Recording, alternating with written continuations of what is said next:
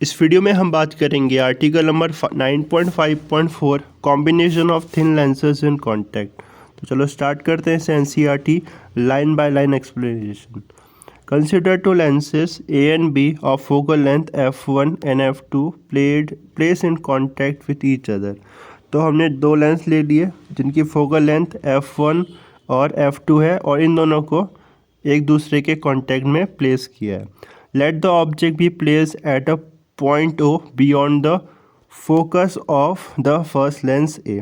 ठीक है, तो डायग्राम में आप देख सकते हो इन दोनों लेंस को हमने एक दूसरे के कांटेक्ट में प्लेस किया है।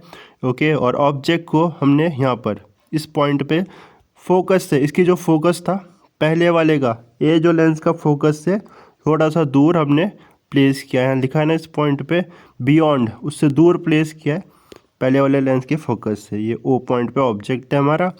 The first lens produces an image at I1।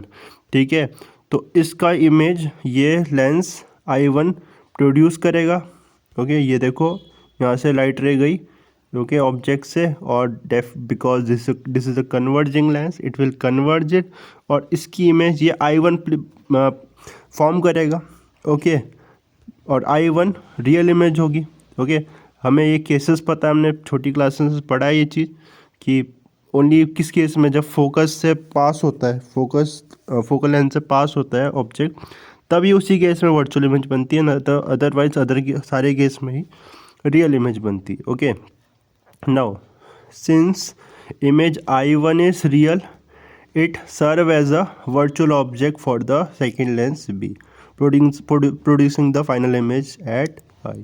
Okay, so हमने ये पहले भी देखा था जब हमने ये डेरिवेशन करी थी। ठीक है, इससे पहले जो डेरिवेशन करी थी हमने लेंस मेकर फॉर्मूला की, तो हमने ये चीज़ समझी थी वहाँ पर भी। तो ये जो रियल इमेज बनेगी I1 because of this first lens, that will act as a virtual object for this second lens. Okay, और इसकी फाइनल इमेज हमारी I पे फॉर्म हो जाएगी। Okay, it must however be borne in mind that formation of image by the first lens is presumed only to facilitate determination of the position of the final image। ठीक है, तो actual में तो हम देख रहे हैं जब हमने दोनों को पास रखा है, ठीक है, तो एक इमेज बन रही है। वो हमने बस इसके फॉर्मेशन के लिए हमने अज्यूम किया कि यहाँ पर I1 इमेज बनी और बनेगी। ठीक है, तो उसकी वजह से यहाँ बनेगी, लेकिन एक्चुअल में तो बस एक इमेज बन रही है, वहाँ पर कोई इमेज नहीं बनेगी I1 पे। ठीक है, नाउ इसके बाद in fact the direction of rays emerging from the first lens get modified with in accordance with the angle at which they strike the second, है ना। तो वो मॉडिफाई हो जाएगा, जैसे यहाँ पर जाएगा ना, ये देखो यहाँ पर ये जा रहा था इस एंगल पे, और यहाँ से फिर से एंगल चेंज हो जाएगा, ये जैसे मतलब ये ऑड कन्वर्ट कर देगा उसको। ओके, नाउ आगे देखते हैं। Since the angle at which they strike the second layer, since the lenses are thin, we assume the optical center of the lenses to be coincident। Okay, क्योंकि हमने thin lens की बात की है, तो हम ये मान लेंगे कि इनका जो ऑप्टिकल सेंटर है वो क्या कर रहा है, कोइंसाइड कर रहा है। ठीक है, थिक लेंसेज में ऐसा पॉसिबल है, थिन लेंसेज ले लिए ताकि इनका हम अज्यूम कर सकते हैं, क्योंकि बहुत थिन लेंस है तो इनका जो ऑप्टिकल सेंटर है वो कोइंसाइड कर रहा है। ओके, लेट दियर ऑप्टिकल सेंटर भी डिनोटेड बाय P, और इसको हमने ये P पॉइंट से डिनोट कर दिया, ये कि इनका ऑप्टिकल सेंटर कोइंसाइड कर रहा है। Okay, now let their central point भी डिनोटेड बाय P, हो तो हमने कर दिया। Okay, now for the image formation by the lens A we get. ठीक है, तो ये लेंस फार्मूला से हमें पता, हमने पीछे भी डिराइव किया था, तो लेंस फार्मूला से ये आ जाएगा 1/V1 minus 1/U is equal to 1/F1 पहले लेंस के लिए। ठीक है, इसका ऑब्जेक्ट डिस्टेंस, फिर उसके बाद इसका इमेज डिस्टेंस V1 और इसका focal length F1। Okay, similarly दूसरे वाले के लिए भी आ जाएगा, है ना। दूसरे वाले के लिए लेंस के लिए, उसके लिए उसका इमेज, उसका ऑब्जेक्ट डिस्टेंस क्या है हमने भी देखा। उसका ऑब्जेक्ट हमने वर्चुअल ऑब्जेक्ट, जो दूसरा पहले वाले की इमेज है उस as a virtual object act करेगी, तो वो डिस्टेंस हमारा ये V1 हो जाएगा।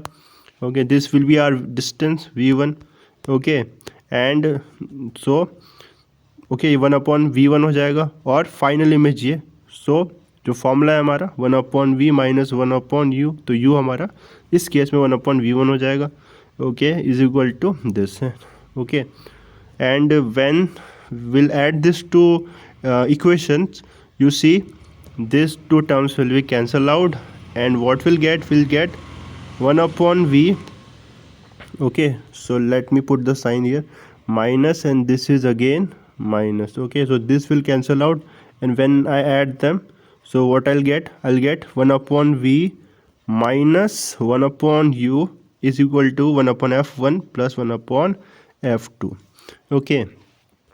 If the two length system is regarded as equivalent to a single focal length f, we have 1/v minus 1/u is equal to 1/f.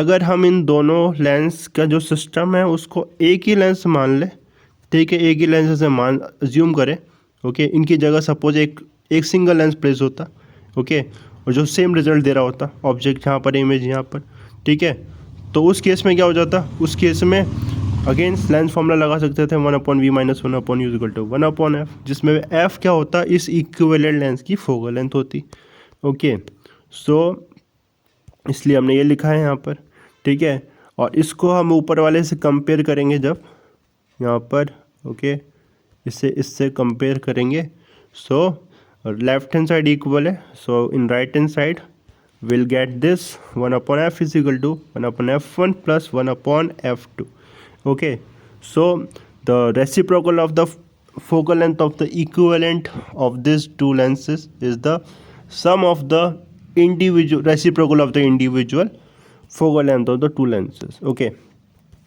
The derivation is valid for any number of thin lenses in contact, ठीक है, तो जितने भी बहुत सारे lenses, जितने भी lenses हम प्लेस कर देंगे सबके लिए वैलिड रहेगा, लेकिन थिन लेंसेज ध्यान रखना, okay. If several thin lenses of focal length f1 f2 f3 are in contact, the effective focal length of the combination given by, okay, अगर बहुत सारे लेंसेज प्लेस्ड है कॉन्टैक्ट में थिन लेंसेज, तो उनकी focal length क्या आ जाएगी 1/f1 plus 1/f2 plus 1/f3 and so on, okay.